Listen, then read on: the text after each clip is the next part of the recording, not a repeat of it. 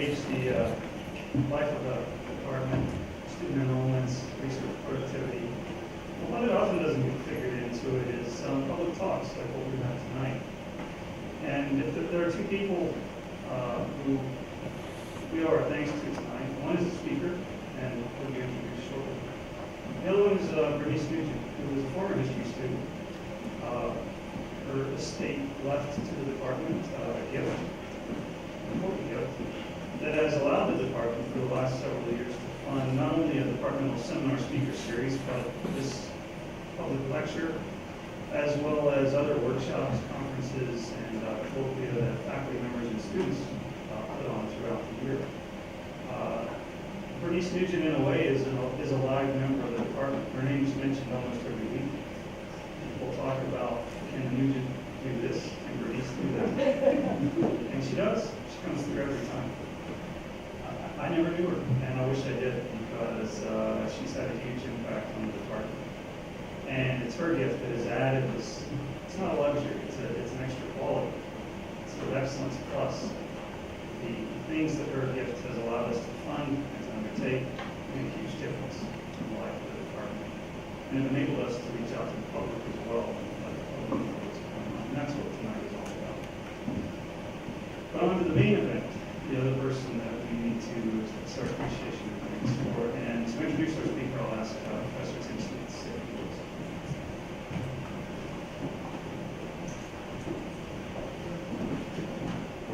Thanks, everyone, for coming out. I'd like first to acknowledge the work done by Jamie Carson. He's had a shout out from me here tonight. Kathy Dixon, Cindy Fair, Anderson, History, and Debbie Sturton in making the various arrangements for Peter Baldwin's visit. So thank you to everyone. It's a great honor to introduce to you one of the leading historians in North America, Professor Peter Baldwin of the University of California, Los Angeles. I don't think it's an exaggeration to say that an entire generation of historians of the welfare state and public health has had its way of thinking changed by Peter's work. Peter is that rare scholar who has written field-defining books held by numerous reviewers as masterpieces, but he's done so in multiple fields. Welfare state history of the period 1875 to 1975, the history of contagious disease and public health legislation in the period 1830 to 1930, the history of AIDS in the late 20th century and early 21st centuries, and his most recent book was a hybrid sort of historical, sociological work of political economy, which looked at the differences which allegedly separate Europe and North America. There's some question extent to which that was the case. So he's written 4 books, with his 5th on the way, copyright. He's edited 1 volume, and he's written a couple dozen very important articles, written in 5 different languages, English, French, Swedish, Danish, and German. Of course, today Peter is here to talk about the history of copyright. Originally, I was going to say if Peter's past research is any indication of what's to come. He will have done original archival research in 5 different languages in 5 different countries, and he will have chosen an entire century. As he told me last night, in fact, he's chosen to look at 3 centuries, although perhaps he's slowing down a bit because he's only looking at 4 countries and working in 3 languages. So, shame. In any case, I was reminded of Peter's continuing influence on young scholars when I had lunch at a conference this summer with a young Swiss historian who's written a really fabulous new history of the welfare state. His methodological debt to Peter was obvious, but in a more direct way, Peter had helped this young professor to produce, I think, one of the most important books written on any country in the last 20 years or so. And in his capacity as an editor in the New Perspectives in European History series at University Press, Peter's had a hand in the production of many a monograph. And young scholars who send him their manuscripts out of the blue have been pleased to learn that Peter is very generous with his time and is a model academic citizen. And fact, there were two people at this conference who said that. Peter's first book was called The Politics of Social Solidarity, Class Bases of the European Welfare State, 1875 to 1975.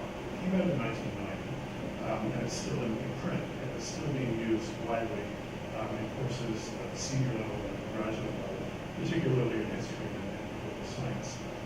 I've seen the book cited on page 1 of official reports from the Department for Work and Pensions in Great Britain.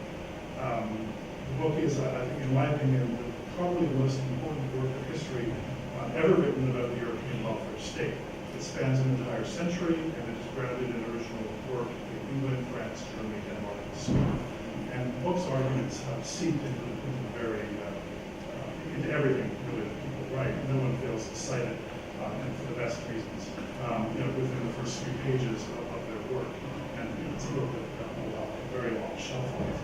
And the argument was of interest not just to historians, but to politicians and anyone who has to grapple with the rather dismal prospect of trimming things that are very, very popular. Peter argued that the key to understanding the triumph of the post-World War II universal welfare state in Britain and in Scandinavia was, and I quote, the middle classes developed an immediate and direct interest in no longer being barred from welfare provision and thus denied the fair measure of their own efforts. So in other words, solidarity was not necessarily one from below, the result of the triumph of the left. As Peter showed, none of the supposed benchmarks of social democratic and social insurance, universalism, tax financing, flat rates, were initially or in any essential way determined by the left or its core constituents. On the contrary, universalist reform, providing benefits to all, represented an adjustment of social policy to reflect the wishes of the middle classes not to be excluded from measures that were growing steadily more generous. Reformist pressure from below, from the left, to the extent that it actually occurred, was met by self-interested acceptance from above. That was the secret of what appeared for the moment as the post-war consensus. And so, Swedish conservatives, not the Social Democrats, were closely associated with universal pensions. Likewise, the far left in Denmark was not the driving force behind the universalist welfare state. In fact, it was the bourgeois parties and even parties that represented farmers in the countries. And so, in other words, as the welfare train was sort of moving full steam ahead out of the station in the mid-1940s, the middle class realized we don't want to be left off this thing. And so they jumped aboard. And hurting no one, helping all, especially those groups who had traditionally been hostile to generous social policy, universalism gave to the well-off, for and reserved for the poor. And this speaks to the difficulty which governments have in asking people to take their balance. And so Peter also showed that during the 1940s, it was the middle classes and their political parties in France and Germany that torpedoed the idea of Beveridge or Nordic-style universalism, because the programs proposed were too redistributed.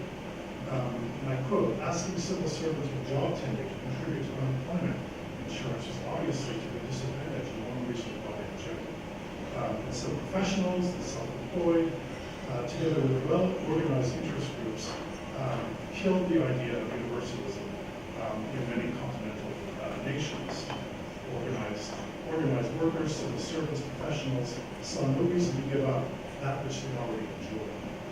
And so universalism generally failed on the continent, and the result was a proliferation of separate and unequal social insurance funds here to one spot on the occupational order of things. This post-war settlement continues to be dead nations like France and Italy because it makes cutting costs very hard to do, time-consuming, and a very complex process given the magnitude and the sheer number of veto players present on the scene. I really can't do justice to all of Peter's books, as rich as they are individual arguments, but let me just say that the implications of this book, like everything else he's written, were far-ranging. He led a movement of scholars in Europe and North America who started to probe the essentially middle-class nature of social policy in many nations. And he called into doubt the relevance of the social democratic interpretation of the rise of the welfare state by looking at what the left actually did, and what the left the left actually said. In other words, by moving beyond the mist of theory and into the dust of parliamentary and union archives, Peter caused a paradigm shift in European history. The same, I think, can be said about the impact of Peter's second book, Contagion and the State of Europe, 1830 to 1930. This was a gigantic tome anchored in an even larger amount of archival research, and it was universally acclaimed as a masterpiece of comparative history. The greatest historian to ever walk the planet, we all know who that is, said in a review of the book that, and I quote, "Contagion and the State is a dazzling work, imaginative in conception, broad in vision, amazingly erudite in execution, perceptive in its judgments. There is simply no work like it. A Europe-wide juxtaposition of medicine and politics. Readers will surely relish the astonishing War and Peace like panorama of disease which Baldwin paints, and the consummate mastery with which he handles his magazine materials." And of course, that was the great Lord Porter's in review of Peter's work. The TLS said that Baldwin is a stylist as well as a deeply curious researcher. Passages are beautifully written, terms have been artfully chosen for its humor, amusing, effective anecdotes. I imagine that we are about to be treated to another fine sample of Baldwinian comparative history, and so without further ado, please give a warm welcome to Professor Peter Baldwin, who will speak on the topic of what history can teach us about the copyright books. Welcome, Peter.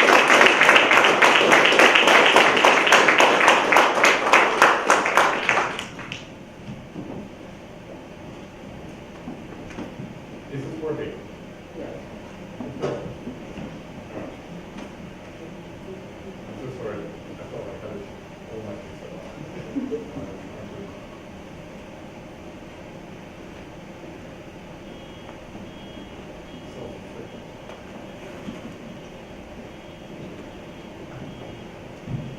All right. Is that beginning? You can hear me in the back?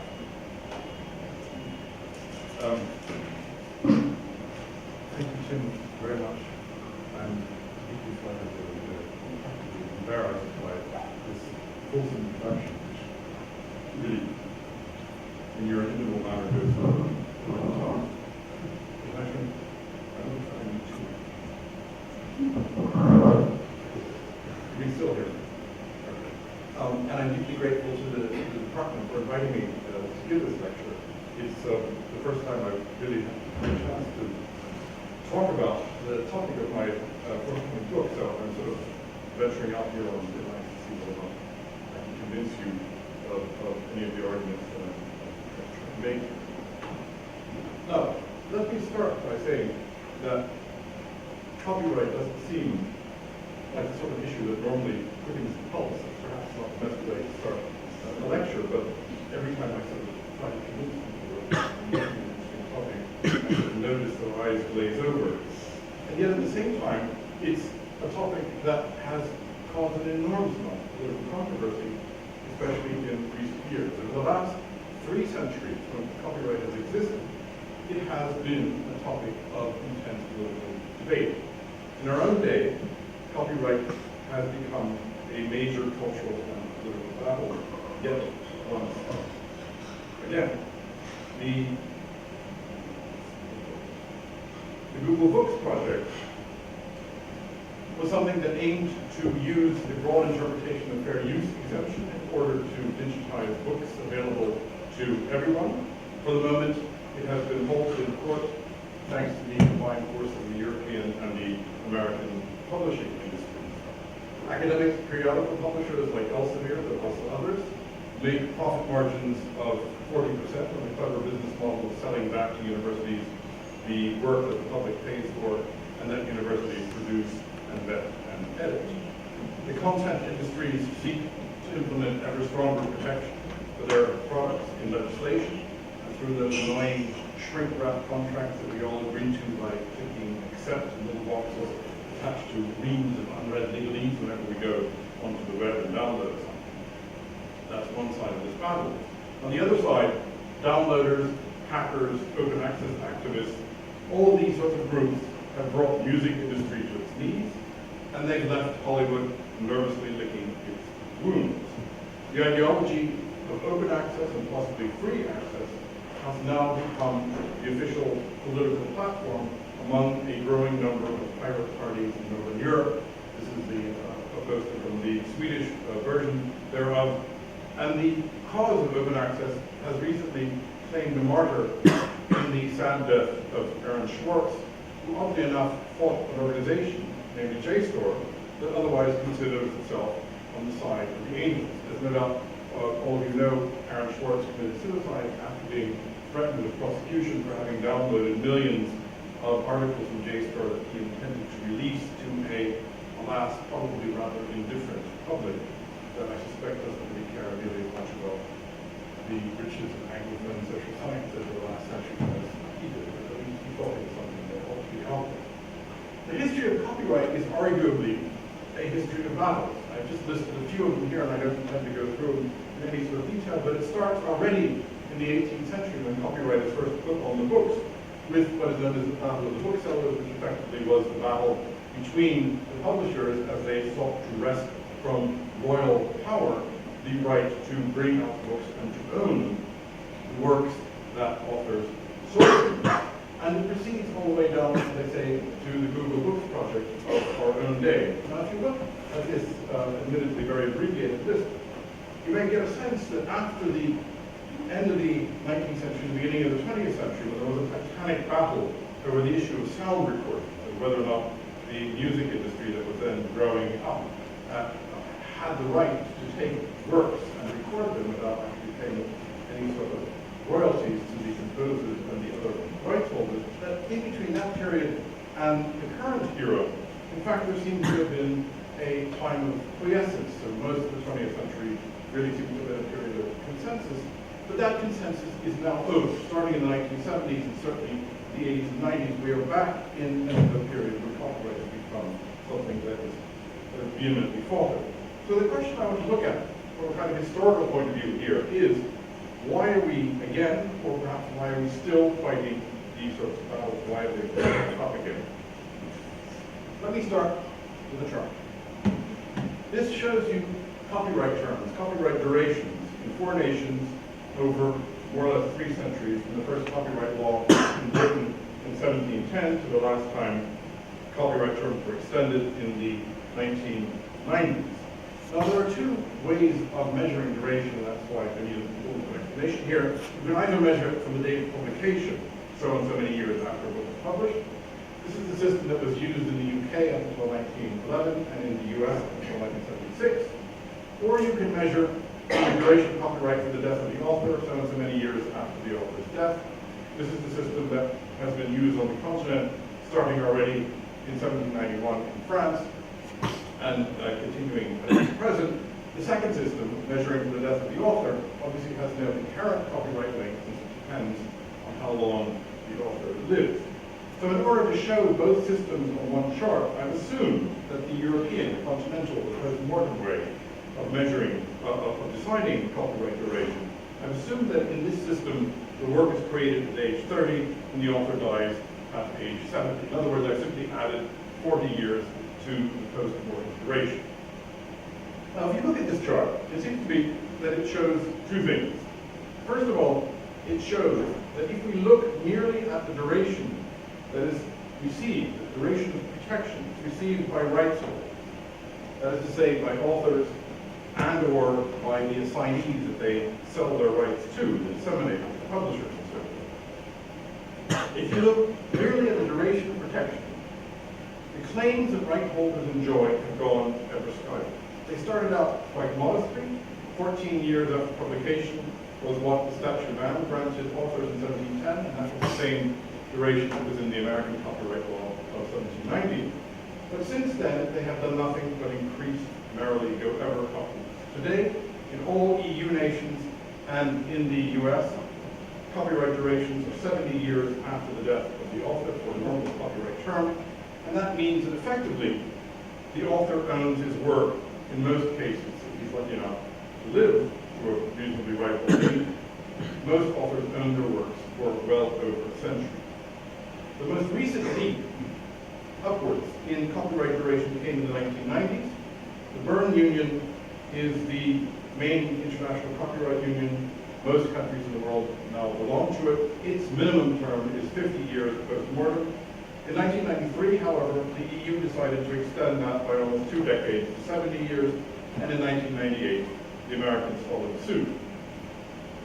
If you look only at the North American debates, it's commonly thought that this reform in 1998 to extend copyright term to 70 years post-mortem was a reform that was undertaken as part of a nefarious plot engineered by Hollywood to extend its property rights. The bill that extended copyright terms in America to 70 years is usually referred to as the Sonny Bono Act.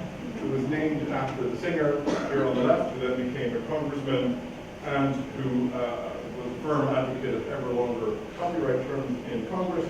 He died in a skiing accident in 1998, the same year that the bill was passed, and that's why it's named after him. It's also referred to often as the Mickey Mouse Act because Disney lobbied heavily on its behalf. Now, obviously, the content industries were in favor of longer terms, but the Bono Act was, in fact, a sad attempt by the Americans to keep up with the EU. Because American rights holders didn't want to be disadvantaged when their works were sold in Europe, they eagerly sought the same long terms as the Europeans. And the Europeans, if you go back and look at this historically, it turns out were, in turn, merely following the lead that had been taken entirely unilaterally by the Germans in 1965. In 1965, the Germans passed a bill, a law, sorry, the West Germans, I should say, the Federal Republic, passed a law that was based on a bill that had been drawn up during the Nazi regime in 1939. The post-war Germans now tweaked this bill, and they finally managed to get it through. Hitler's regime had adopted the Berne minimum time limit of 50 years post-mortem in 1934, but by the time the war had broken out in 1939, reform plans had not really amounted to anything further and were put on hold for the rest of the war. At the end of the war, German reformers wanted to show just how good the Federal Republic's interest in cultural creators were. They wanted to show the sort of the good cultural bona fides of the new fledgling democratic Germany and how supportive they were of high culture. And they therefore adopted the extra 20 years for authors in a way of trying to demonstrate that they were sort of on the side of the good guys. Once the German law had passed in 1965, no nation in the EU could stomach the prospect of facing down German authors, and especially of facing down the powerful German publishing industry, in order to get shorter terms. And the result was that the longest term then in effect within the EU became the norm for all EU nations, and from there it also became the norm for the United States. Now, the length and the duration of copyright is only the most convenient way of looking at these increasing claims that have been granted authors and writers. But there are other respects as well in which authors have become ever stronger owners of their intellectual property. Copyright has not only lengthened, it has also broadened to all sorts of new works. Copyright began by covering only books, and in France also plays, but it was soon extended to engravings, paintings, maps, sculptures, photos, speeches, musical compositions, architecture, and then in the past century, eventually also to sound recordings, films, computer programs, and databases. So it's broadened. But the author's claims over their works also deepened. Not only was each kind of work that they produced protected against verbatim copies, but variations and derivations of works were also increasingly covered. In the beginning, it was not infringing to translate a work. A translation was not considered an infringement on the original work. It was considered a separate work, and it was not even thought of as competing in the same market, since it was, after all, in a different language, and it was therefore allowed. The same held for abridgments of works, which were, in fact, regarded as a boon for the public. The public was thought to otherwise tire of reading lengthy originals, and probably there's some truth to that, and abridgments were therefore seen as a kind of public service. But starting already in the 19th century, both translations and abridgments fell under the author's control. They were considered now as derivative variations of his original. And this kind of expansion of the author's control to variations on his work also began to encompass all manner of derivations, etchings and paintings or sculptures, dramatizations of short stories or novels, filmatizations, and so forth. Increasingly, in other words, authors have been able to assert their claims to more general elements of their work, not just to the precise copy of the work and not just to the precise expression they have given in that work. They've been able to assert claims to more broader elements of their work, like plot and character. That is what has allowed the estate of Margaret Mitchell, the author of Gone with the Wind, to sue, as it did back in the 70s, Jean Desforges, who wrote a book called La Bicyclette Bleue.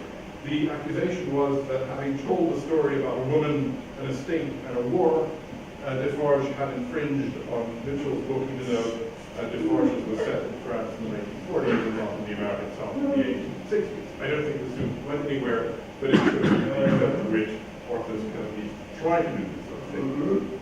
So rights in that sense have become both broader and deeper as well as longer. But to this comes another dramatic expansion of the powers that have been granted authors. Starting in the late 19th century, authors were given what came to be known as their moral rights to their works. Now, the moral rights are a whole new dimension of rights that have been added to authors' power of control.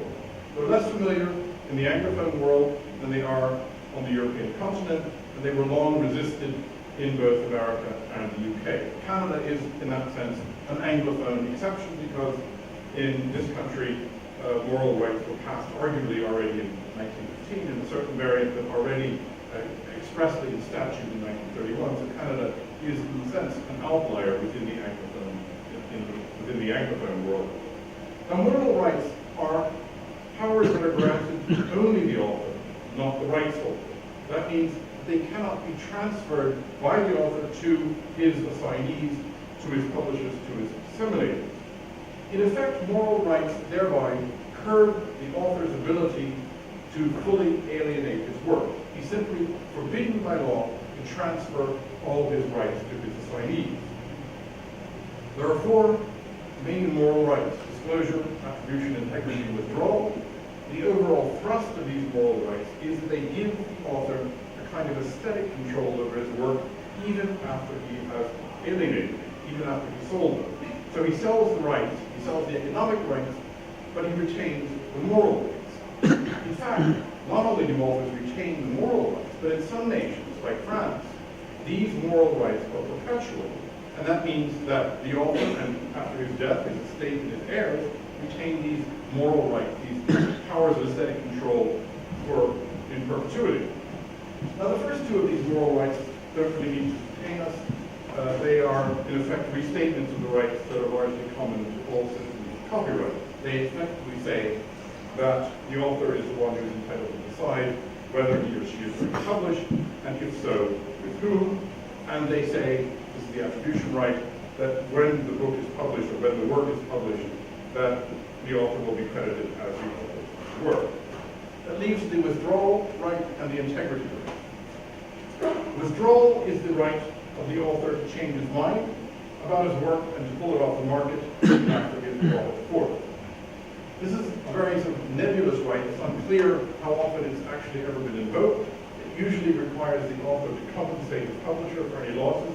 And of course, there's the practical question of whether one can actually make a work disappear in any realistic sense. So that leaves the integrity right.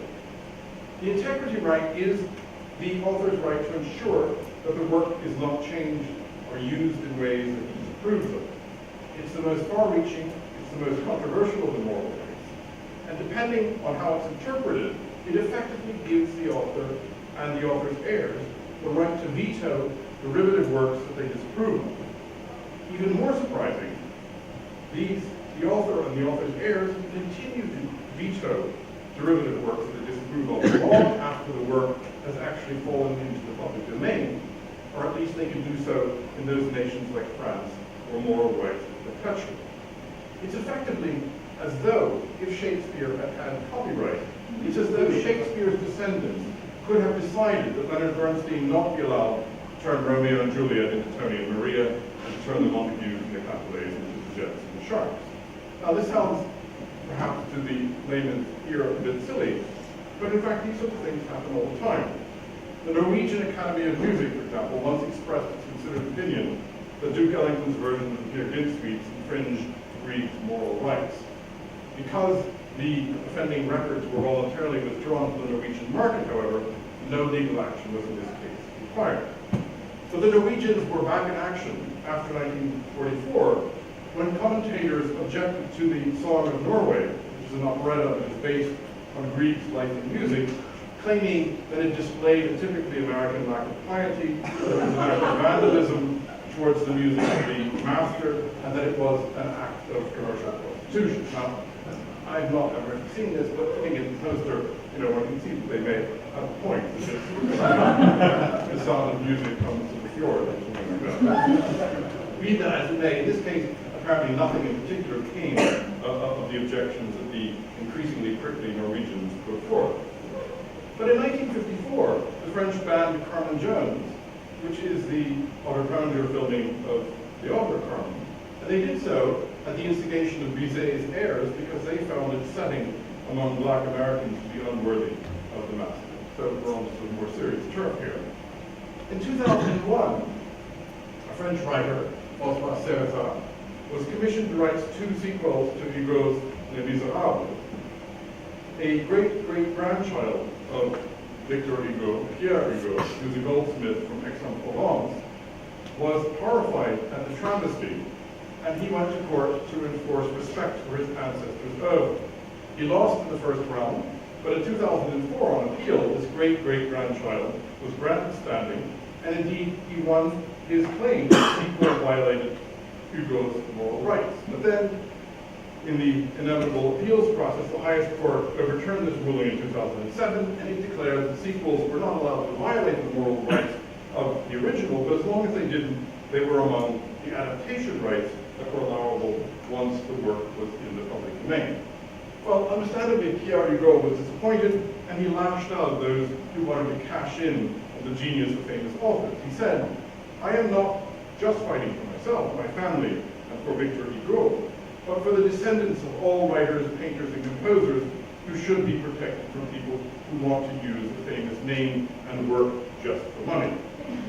Alas, his complaint carries little conviction, for this is the same descendant who, as a goldsmith, hawks his luxury fountain pens on his website.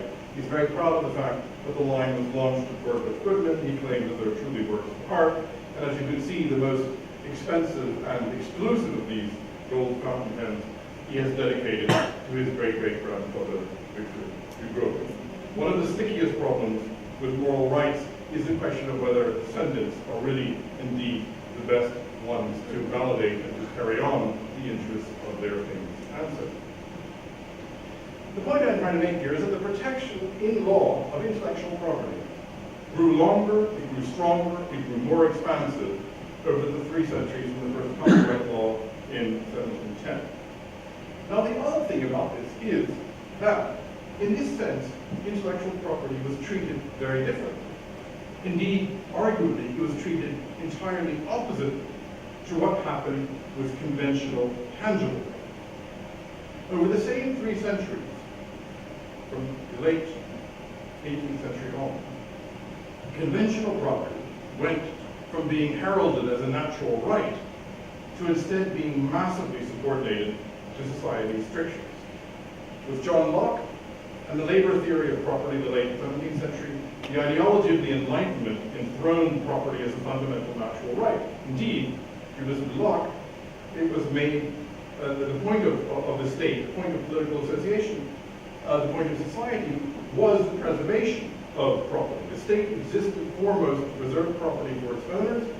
Property owners had a natural right to their claims that preceded the establishment of any government or any state. In 1804, Napoleon's Civil Code was the legal formulation of this Enlightenment concept of property as the foremost political element in society. Property was declared to be the right of enjoying and disposing of things in the most absolute manner. But the reality, of course, was quite different. The expropriations of the church and the nobility during the French Revolution amounted to some 20% of total land holdings that changed hands during the Revolution. And this showed that Napoleon's assurances were merely the slamming of the barn door long after the nag actually had taken off. Similar restrictions were obviously imposed by governments on urban property, and they had much the same effect, even if they didn't actually take title from their owners and instead merely transferred usefulness. In the hyperinflation in Germany in 1922-23, for example, rents were not adjusted.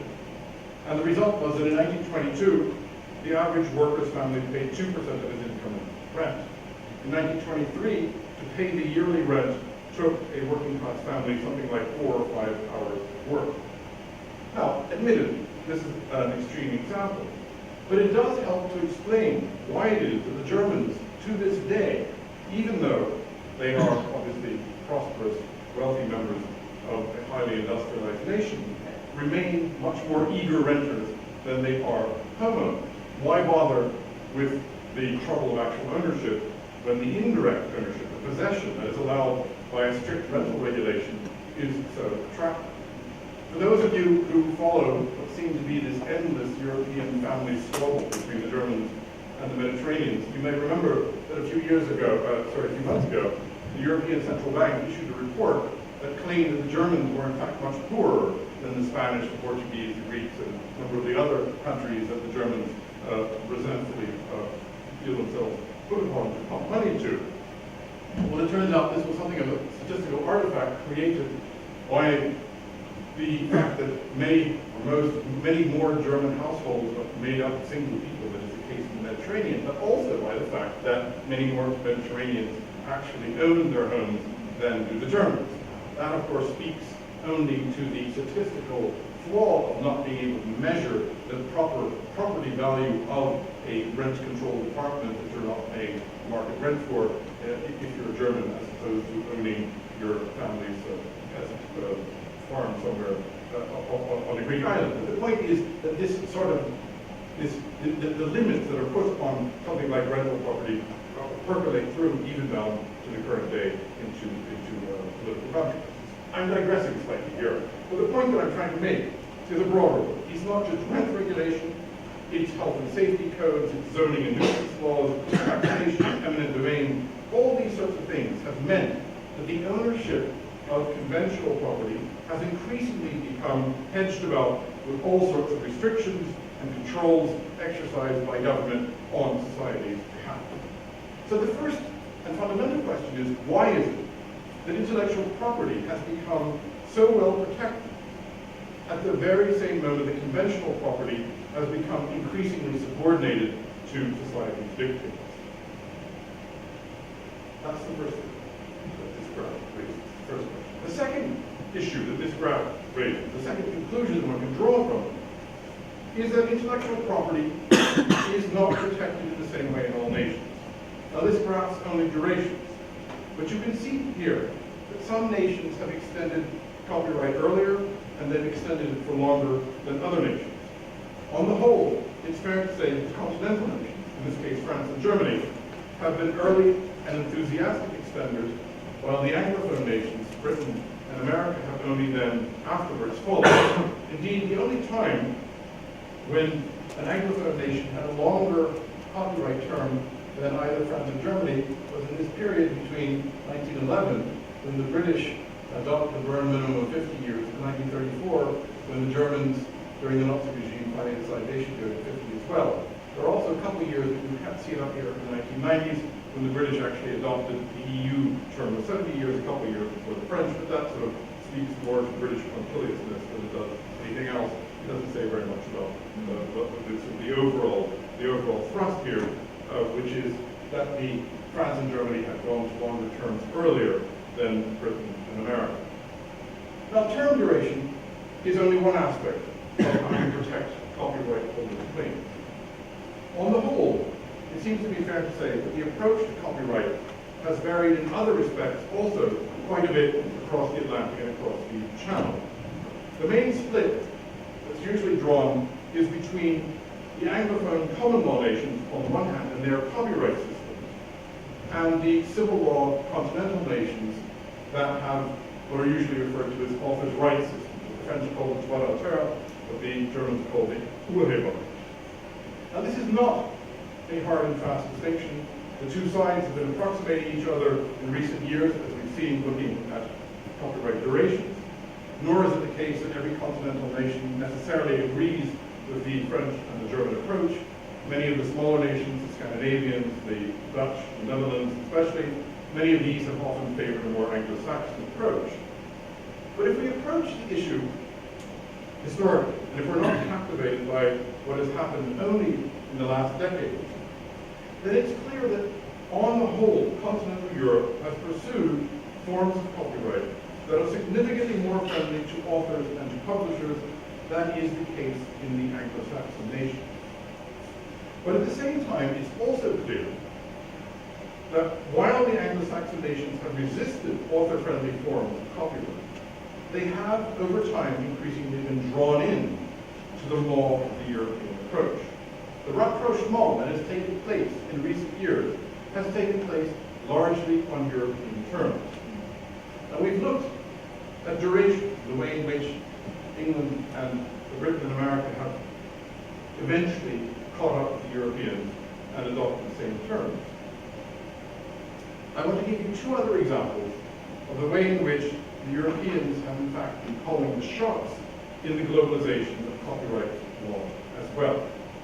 The first of these deals with the moral rights that I've already discussed. Moral rights were adopted in France and Germany eagerly, but they were resisted in the Anglo-Saxon nations as a kind of pointless strengthening of the author's claims. They were introduced for the first time in international legislation in the Berne Convention in 1928. French and German jurisprudence had introduced moral rights starting in the late 19th century in case law, and moral rights were then only finally embodied in statute in the laws that were passed in France in 1957 and in Germany in 1965. But on the other side of this divide, Britain and America resisted moral rights. Both countries legislated on the issue only when they had to, finally in 1988, and they did so when they finally had to only in a truncated and grudging manner. In theory, Britain had been obliged to introduce moral rights as a Berne member already from 1928, but somehow Britain managed to procrastinate for the next 60 years and didn't get around to it. When the Americans finally joined the Berne Union in 1989, they now had to introduce moral rights in at least a formal way as a condition of membership. And they did so in a kind of grudging and incomplete way. But the point here is that the Anglo-Saxon nations were made to toe the European line because of their desire to become members of the Berne Union and to join in the international copyright league. So on moral rights too, the Europeans have called the tune. The third example I want to give you of this is the question of formalities. Anglo-Saxon copyright systems have traditionally imposed formalities of various sorts before an author is allowed to claim copyright. You have to register the work, you have to affix notice of copyright to it, you have to deposit the work in the library or some other place, and these sorts of things. In the Anglo-Saxon systems, formalities are there in order to ensure that only those works that are worth jumping hoops for are in fact kept in private hands and out of the public domain. On the contrary, in the European authors' rights system, formalities are considered an abomination. Formalities are a kind of artificial hurdle that stand between authors and their ability to claim their natural rights to their works. If I wanted to put it in a slightly exaggerated form, one could say that in Anglo-Saxon copyright, works are in effect born into the public domain, and only those works that are worth protecting, that jump through the hoops, are in fact copyrighted. But in the European authors' rights system, all works are born as private property of the author, and they only join the public domain eventually when the protection that they're granted by law finally expires. On the question of formalities, the European approach has also tried. Starting in 1908, the Berne Convention required that all works be protected from the very moment of their creation without having to undergo any form of formality. Now that means that every doodle, every scribble, every bathtub area that you emit is in theory protected from the very moment of its inspiration without having to do anything else. So obviously many more things are copyrighted in that way than if you have to jump various hoops of formalities. The UK fell into line with this European approach already in 1911, and the Americans did so too, starting in 1976, as they were slowly preparing for membership of the Berne Union. So we have these three crucial issues: duration, moral rights, and formalities, where the Europeans are the ones who are calling the tune, where the Anglo-Saxons are the ones who are following. That raises the issue of why, given that the protection of intellectual property has strengthened, while conventional property is ever more hedged about with social regulations, why is it that it has largely been the European nations which drove this process, and why is it that it was largely the Anglo-Saxon nations that followed only late, relatively, and partially? Now, the very fact that I can pose the question this way may strike some of you as odd, because in the narcissism of the North American copyright discussion, it's been almost uniformly assumed that the United States is a prime mover in this respect. It doesn't really matter whether you are for strong intellectual property rights.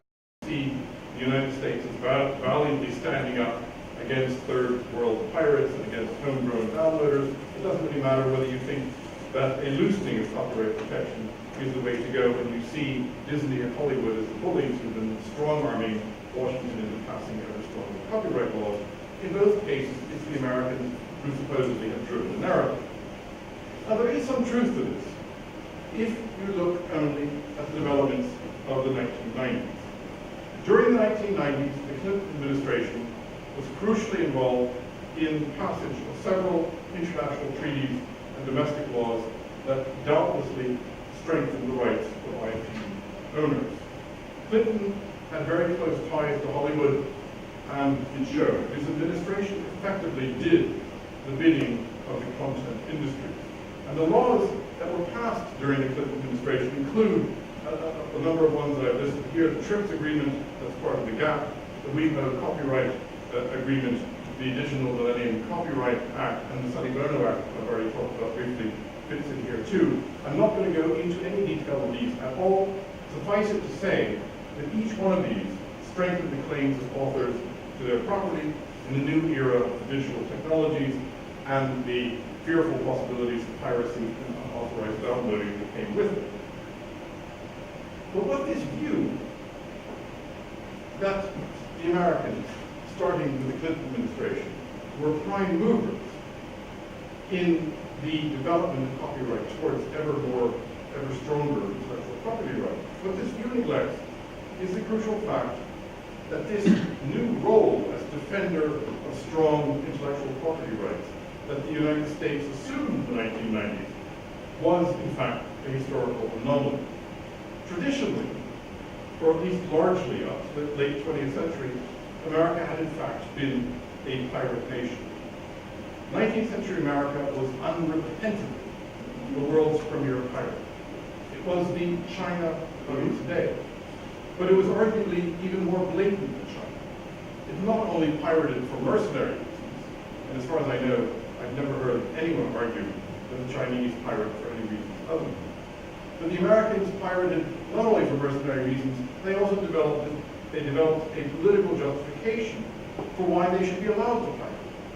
The Americans sucked the marrow out of the British and European publishers' lists, and at the same time they justified themselves by ringing appeals to universal literacy, to broad education, and to the imperative cultural needs of a fledgling populist democracy. It's probably the case that no nation has ever pirated with such gusto and with such self-justification as the United States did in the 19th century. The Constitution specifically restricts copyright to limited times, and it thus makes it clear that intellectual property is not like conventional property with its perpetual duration. Instead, the American approach embodied, as they say, in the Constitution itself. Copyright is seen in the American approach as a socially engineered, limited monopoly that is intended to give authors just enough protection to stimulate them to remain creative, but not to found any kind of natural rights-based claim to property in the European sense. It was American government policy in the 19th century to encourage education and learning by exploiting British and other European literature. The Americans therefore deliberately did not introduce copyright for foreign authors until they finally were shamed into doing so in 1891.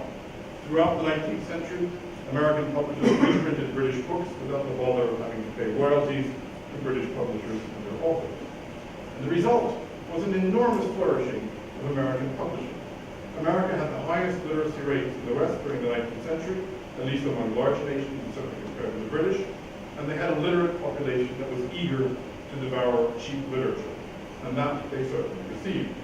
Books were consistently put forth in larger editions at much cheaper prices than is the case in Britain. This is a list from the 19th century, early 19th century, a congressional report showing the British price on the left and the American price over on the right. It's a bit blurry, I know, but effectively what they show, and effectively what historians have concluded, is that price runs, and this is a time when Britain and America were more or less the same size, population-wise, print runs were generally 4 times the size of British print runs, and the cost of books in America were about a quarter of the London price.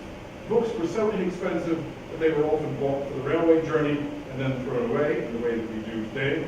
Charles Dickens' novels were printed on the back of train tables. Entire novels were printed on broadsheets like New World and Brother Jonathan.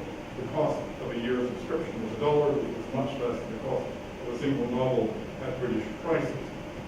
Dickens toured the United States in 1842. He was hailed as a rock star, and he was one of the first authors to be treated like a celebrity. His appearances were mobbed. He was practically hounded by the press. But then he soured this ecstatic welcome that he was given by coming out in support of granting foreign authors copyright in America. He protested at not being paid royalties for his enormous American editions, and his reward was not understanding, but the fury of his American fans who thought that he was being vain, that he was being picky, and worry about money when they provided him with so much adulation and so much love. As a result, Dickens sided with the Confederacy in the Civil War, even though he hated slavery, because the South was willing to negotiate a copyright treaty with England. But in 1867, Dickens returned, and this time he played his cards cleverly. He made no mention of copyright. He charged his listener to his readings, and he went home a very wealthy man. One often hears today that thanks to downloads and the drying up of sales of CDs and records and that sort of thing, the musicians can no longer expect to earn their keep by selling recordings. And instead, they're going to have to find other business models, and particularly by holding concerts and by touring. This is what is known sometimes as the Bowie theory, a theory that's been formulated by Alan Kruger, an economist at Princeton. But in effect, Charles Dickens was the first practitioner of this new business model. And the reason he was, already back then in the 19th century, is that because America was a pirate nation, its authors, or at least those authors who were trying to sell on the American market, already then were suffering some of the same sorts of problems that authors do today in the era of digital download. As I say, it's not until 1891 that there finally was a bilateral copyright treaty with Britain that gave British authors protection in America. But even then, after 1891, for another century, the Americans refused to join the Berne Union. They regarded it as a conspiracy of old world monopolists who were out to jack up the price of books at the expense of the public domain. It wasn't until the 1970s and 1980s, a century later, in other words, that things began to seriously change. From around the middle of the 20th century, the American content industry discovered that being on the outside of the Berne Union actually was to their disadvantage. Berne was the first, was the biggest of the international copyright unions, and those who weren't members didn't have their works protected across most of the world's literate nations. And as a result, the American content industries began lobbying for membership. In 1976, the American copyright law was changed to institute the full Berne copyright term of 50 years post-mortem in anticipation of joining the union, and then in 1989, full membership followed. What we have here, in other words, it seems to me, is an example of European cultural hegemony. Even though the Americans resisted the strictures of strong intellectual property protection on the European model for 2 centuries, they finally had to creep to the cross. And when they did, it was with the fervor of a convert. The Americans now switched from being pirates to being policemen. And in the 1990s, they became the main motor force behind the growing strength of IP in the international trade agreements. The result was this series of Clinton-era laws and treaties that I've already touched on. Taken together, these treaties and this legislation marks a complete volte, 180-degree turn in the American approach to copyright compared to what it had been in the 19th century. The authorities were now solidly behind a system of international copyright that promised to defend authors and rights holders' claims to their intellectual property across the entire globe. In other words, the Americans had finally joined the European camp of strong intellectual property rights and a heavy discount applied to the public domain. Does that mean that we've today arrived at an international consensus on strong authorial rights that are protected globe over? Well, historians are by instinct, training, and predilection loath to predict, especially about the future. But there are, it seems to me, a few interesting indicators that point in other directions.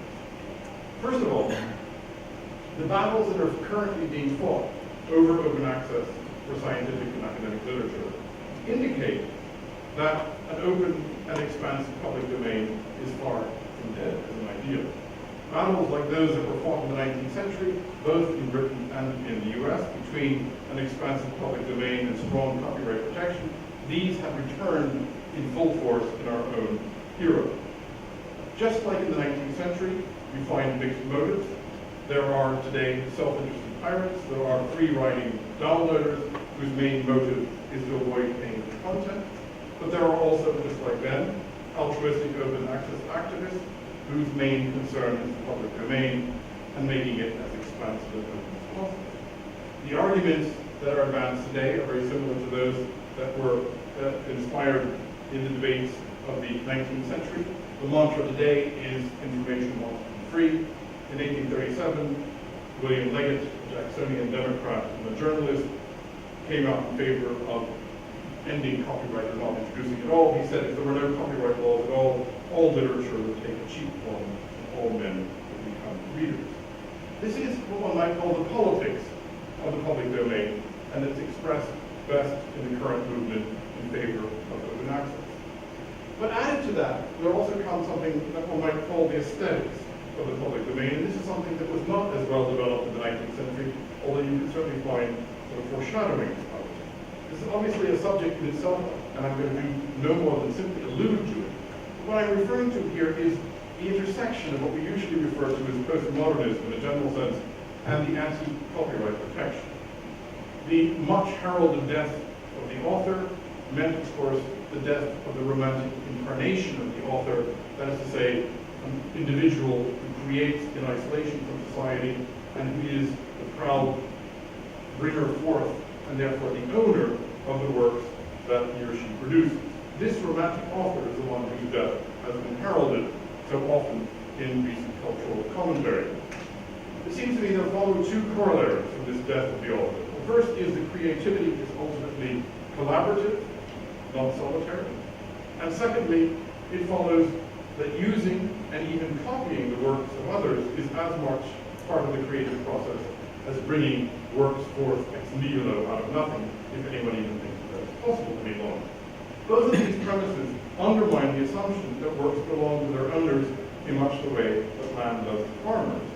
And instead, they assume that borrowing and appropriation are essential elements of creativity.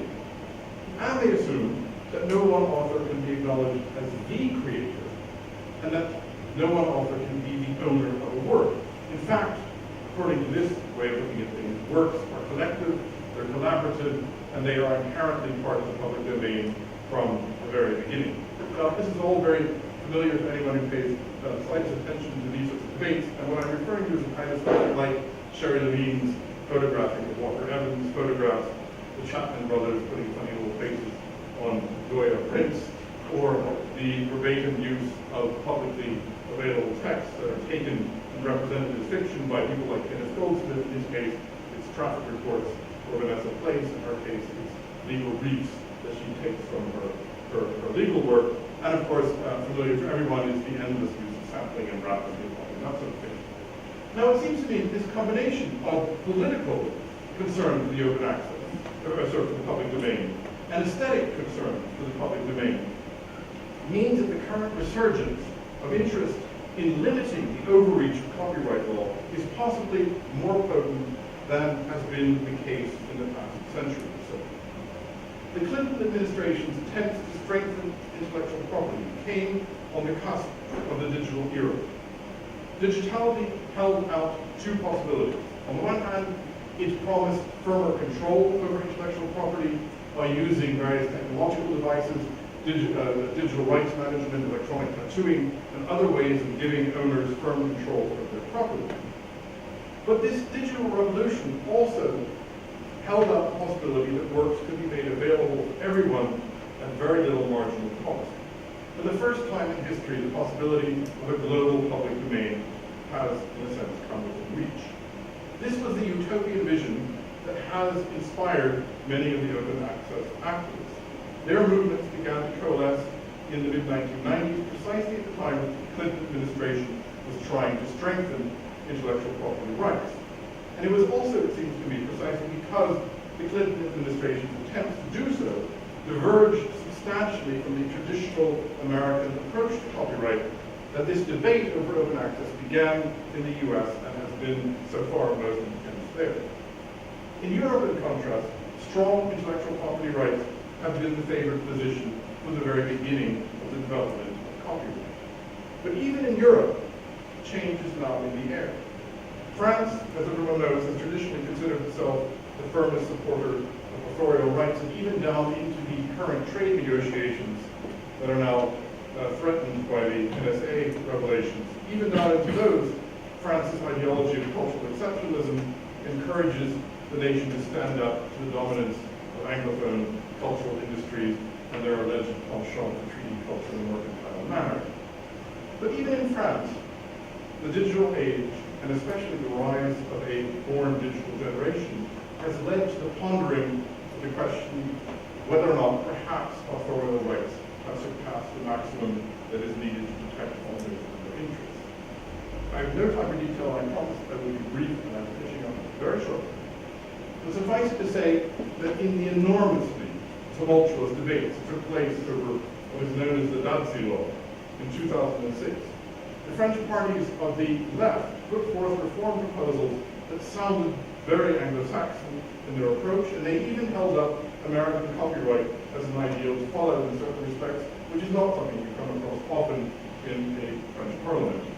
The outcome was a tempering of the government's attempt to strengthen authorial rights even in the digital age. The Dazi law punished illegal downloaders with what were known as graduated responses.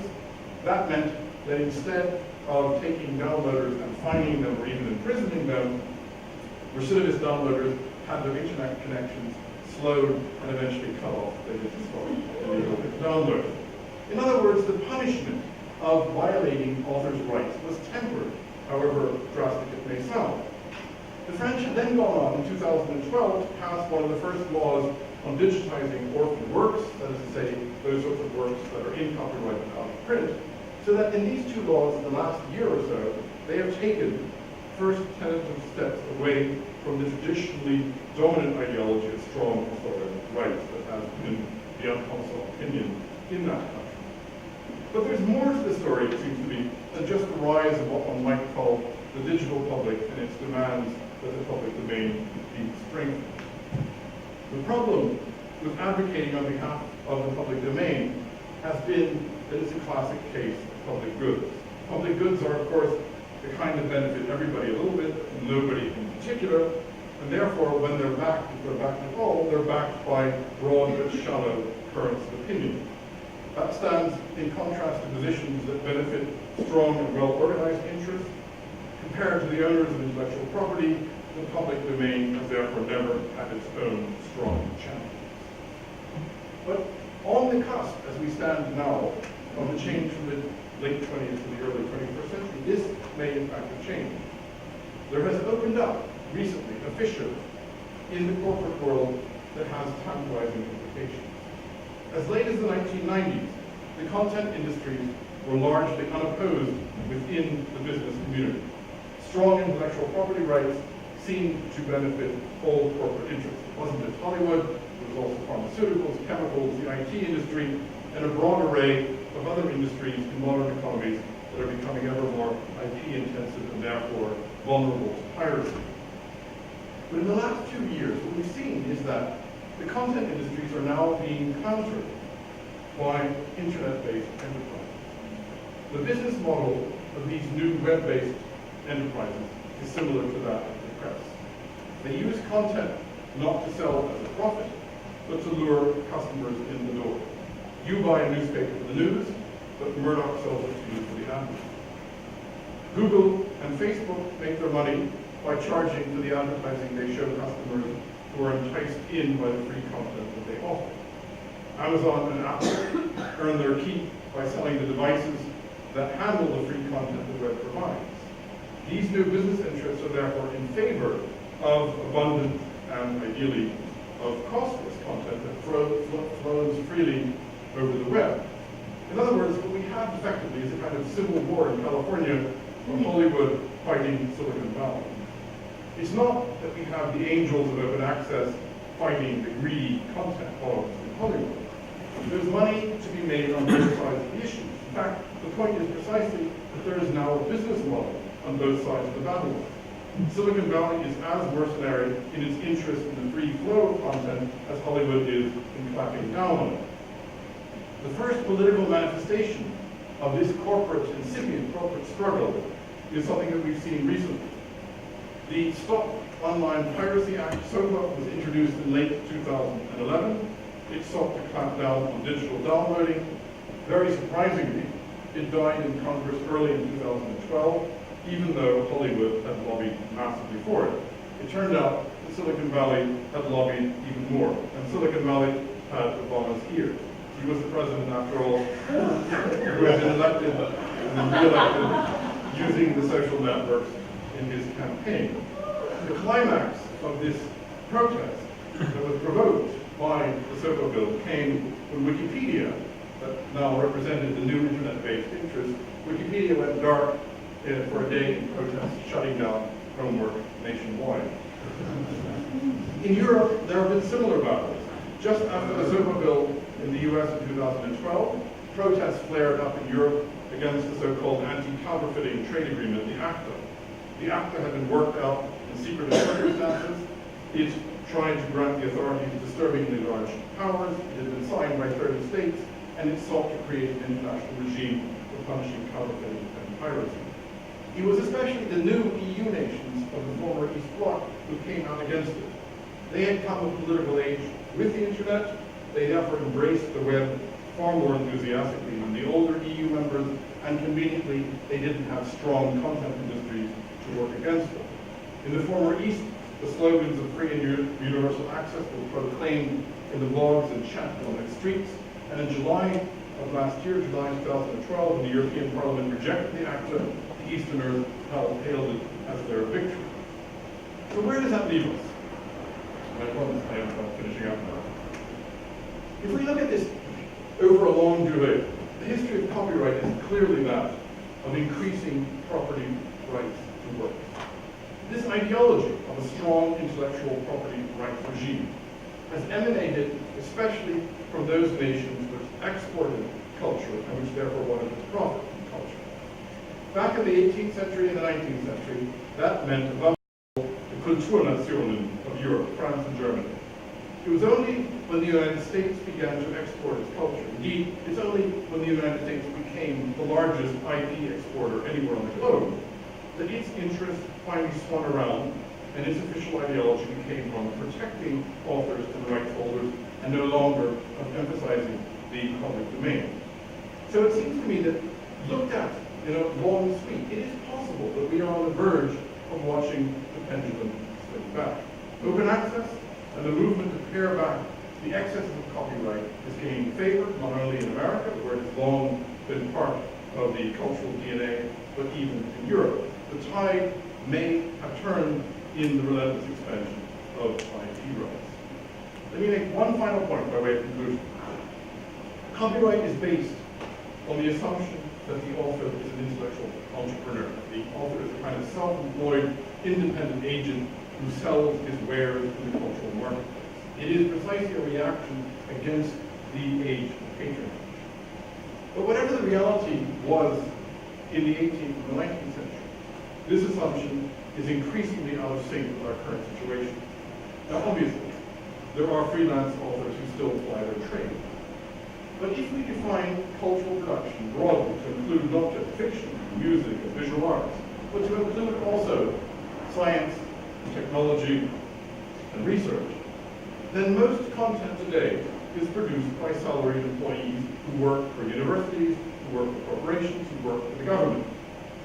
Per capita, Germany, this is one of the few actual instances of data that I could find on this, Germany has today 12 times as many professors as it did in 1835. We live, in other words, in a new era of patronage. So why do we need copyright at all? If we need it, perhaps we need it only for that increasingly niche market of commercially viable content that is produced by freelance authors. At the very least, we need to distinguish between commercially marketed content and that produced by the university and research world. Dan Brown on one hand and the Journal of Juristic Apparology on the other. I don't know what it means by that, but it's very obscure, and you won't find it at a supermarket or an airport. Whatever the rules of the commercial market, it's clear that academic research clamors to be treated separately. Academic research is financed largely by taxpayers, either directly by the government or indirectly by tax deductibility. That work has already been paid for once. It doesn't make any sense that we should then be paying for it once again via commercial publishers of academic periodicals and their aggregators. But even more senseless than being the slaves of Elsevier in the way that we are, even more senseless, it seems to me, is the notion that academic research should be locked up and that it should be unavailable to the public that funds it. And here, it seems to me that in the university world, we should engage in a bit of self-criticism because we don't really have entirely clean hands. It is all too often the case that we in the university world are only dimly aware of the extent to which those outside the ivory tower are locked out of the riches that we enjoy. I don't know how familiar Jill Lepore is in this country, and I don't want to make the mistake of so many Americans assuming that everything American is known the world over. She's a history professor at Harvard and a staff writer for The New Yorker. She's an American historian. So who knows what her reputation is elsewhere, but she soaks up a lot of bandwidth south of the border, and she has recently said that most of what academics produce can be found by anyone who wants to find it by searching Google. Now, I've heard this sentence or variance on it often from colleagues and friends in the academic world, and it is simply false. Anyone who thinks this should try Googling from outside the well-feathered nest of their university proxy server. It was precisely this sort of complacency that drove Aaron Swartz in his ill-fated quest to release the glories of JSTOR to those who don't happen to be within the ambit of the MIT library. But I do think this is useful insofar as we can agree that the battle will be over when what Jill Lepore says here actually is true.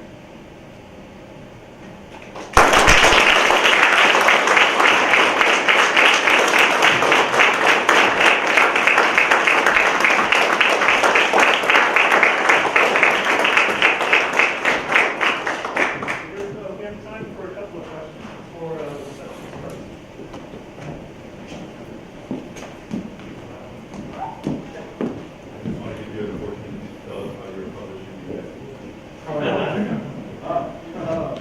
I'm delighted you asked that because I worked out an absolutely impossibly good deal with Princeton University Press. I hope it breaks the bank. I mean, I don't think it's going to press, but they have promised to bring it out, create a commons after a year. So that means anyone can read it probably in a nasty, format and typeface, but at least they can perseveres, you can do so. Well, I got my ass covered.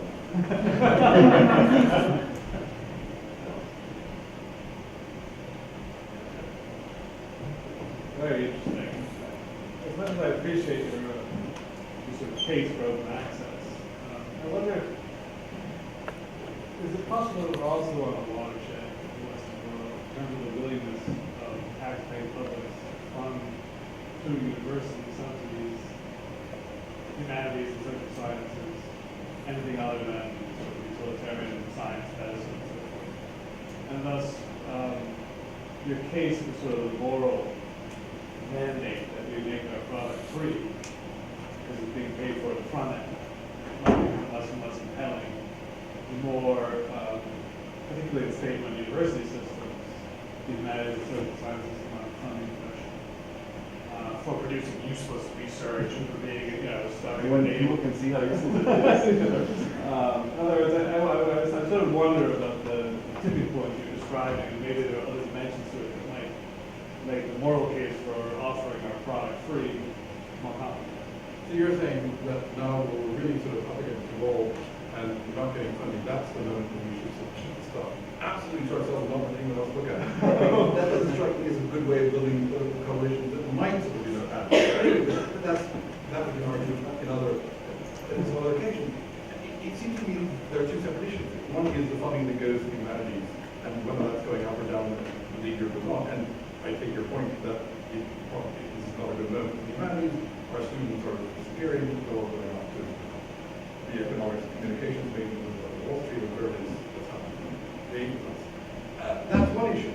The other issue is how you then take whatever money there is for humanities and to make what we produce public. And there it seems to be largely a bookkeeping issue that has been clogged conceptually by the copyright law. Because whether you pay at the one end in subscriptions or in the other end in terms of printing or whatever they're called, publishing fees, strike me as being largely an issue. So libraries can pay for outrageous price in terms of printing, or they can pay for what would be, because elsewhere out of the pipeline, reasonably priced publication. The result is dramatically different, but it's a good result because in one case everyone's free, in the other case they can't. So the money, in theory, should be the same. Whether that money is a lot or a little seems to be, that's another issue, and I'm not going to take any of the blame for it going down. I will, however, be happy to argue about precisely where the money, whatever it may be, should be placed. Last question. Okay. I was wondering what you thought about what's happening more recently with newspapers, a lot of which used to be just open to the New York Times or whatever, just for free, and now more and more they're putting up paywalls. Do you have any sense whether that's an economically viable model or a trap? Well, you think, I like the way you put, they used to be free. I mean, it must be at least all the land. Yep. I remember when you actually had to pay for this paper. and then you got something for. In fact, I used to deliver them as a kid, and they were very heavy and expensive, and I got paid for doing so. I mean, this visit that era when they were free, it lasted what? About 6 years. And yes, it was glorious, but obviously it was unsustainable. And all I can say is, I'm no expert in economics and the publishing industry. The newspapers do seem to have found some juste milieu where they can charge enough and give enough away to keep people happy. And all I can say is all power to them. If we want newspapers, they're going to have to be paid for. And I'd much rather they put some of it behind the paywall and encourage those of us who have gotten much too used to sort of getting it all for free to sort of put all the money in their mouths. So I wish them the best of luck. See what they want to do.